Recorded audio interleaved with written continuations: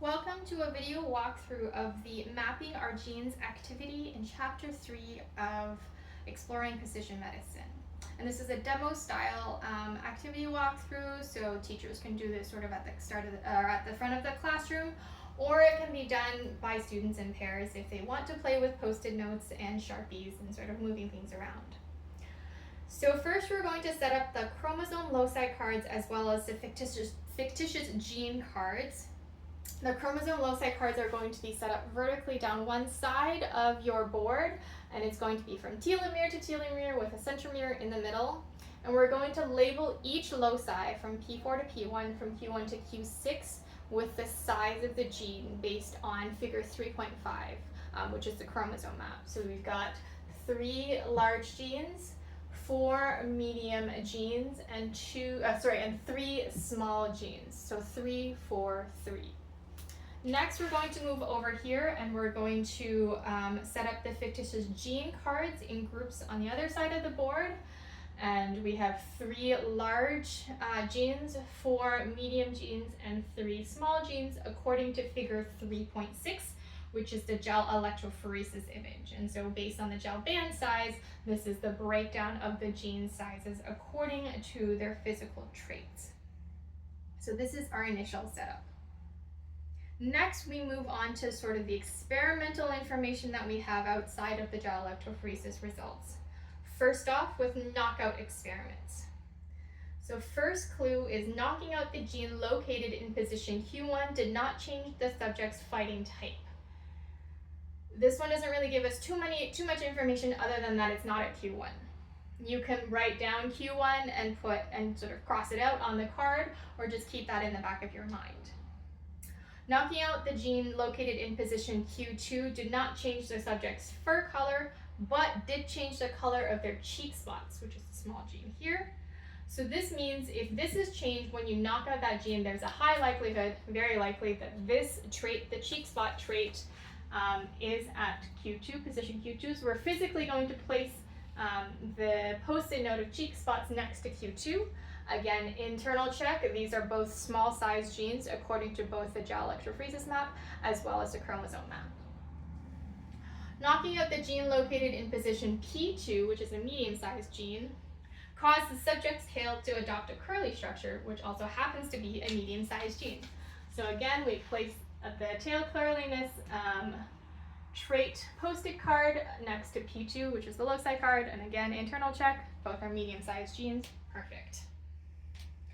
Next, we move on to table 3.2, which is the effect of mutations on the mystery animal's traits. And so the experimenters did a whole lot of mutations on the Q arm, and they had to, and they tried to link it to different types of different traits. So the ability to sense electricity, vulnerability to ground attacks, number of stripes on back, fur color, and ear shape. So for 2 of these traits, the ability to sense electricity and ear shape, mutating the Q arm did not change anything in terms of that trait itself, which means that these traits likely are not on the Q arm, but are actually on the P arm. So we're going to take the ability to sense electricity and put it sort of up here in the P arm area, and same thing with ear shape. We're going to put this here, put that as well. All right. And next up, the other 3 are affected by mutations on the Q arm, which likely means that they are on the Q arm somewhere. We don't know where yet. So the vulnerability to ground attacks, we're going to put somewhere in the area with of the Q arm. A number of stripes on back, we're going to do the same thing here. And fur color, which is also here. So now we have 2 traits that are linked somewhere in the P arm, and 3 traits that are linked somewhere in the Q arm. We just don't know where they are specifically, which locus they are located. Next, we move on to the inheritance section. So this means that if 2 traits are inherited together, or 99% of the time, they are very likely to be next to each other physically on the chromosome. So they're on adjacent loci. So with that knowledge in mind, when we say 99% of the individuals of the electric fighting type are also vulnerable to ground attacks, we have a fighting type here electric fighting type. And we can place it physically next to ground vulnerability or vulnerable to ground attacks, which we know is on the Q arm. We just have no idea where it is on the Q arm itself. So we're actually going to physically stick them together. Same thing, 99% of individuals with yellow fur color also have normal cheek spots. So we have fur color, we know it's on the Q arm, and it's somewhere near cheek color, either Q1 or Q3, so we're going to place it here for now. We can probably guess where it is based on the gene size, but we'll keep going. 0.01% of individuals with 4 limbs also have the ability to mega evolve, which means that these two traits are not migrating together, they are not inherited together, which likely means that they're at opposite ends of the chromosome. So we're going to stick them, one on this side and one on that side. This might change depending on, I'm going to move this down a little bit. This might change depending on further clues, but for now we know that they're on opposite ends of the chromosome. We just don't know which arm is, which one is on which arm. All right, so that is the inheritance section done. Next, we move on to the last section, which is location on the chromosome.